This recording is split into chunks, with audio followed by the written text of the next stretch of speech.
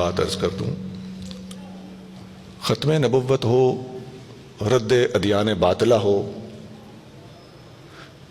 ان موضوعات پر اہل سنت کو خود ذمہ داری کا مظاہرہ کرتے ہوئے ان موضوعات پر اغیار کا رد کرنے کے لیے غیرت اور حمیت اپنے اندر پیدا کرنی پڑے گی. یہ ٹرینڈ، یہ بیہیویئر، یہ رویہ، یہ ہمیں چھوڑنا پڑے گا کہ جی فلاں نے ختم نبوت کانفرنس کی ہے، اب میں بھی کر کے دکھاؤں گا. اس سے اخلاص اٹھ جاتا ہے.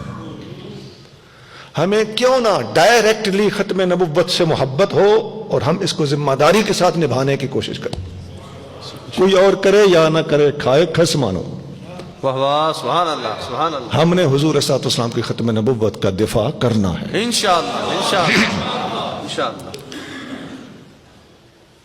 اور یہ گزارش بھی کر دوں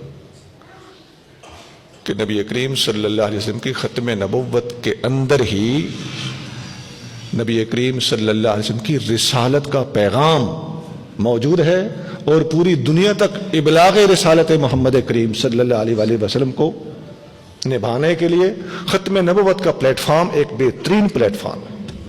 سبحان اللہ، سبحان اللہ، سبحان اللہ.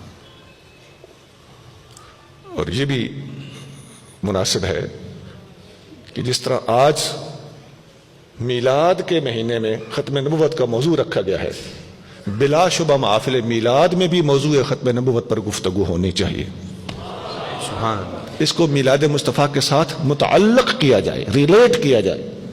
اس بات کی ضرورت ہے.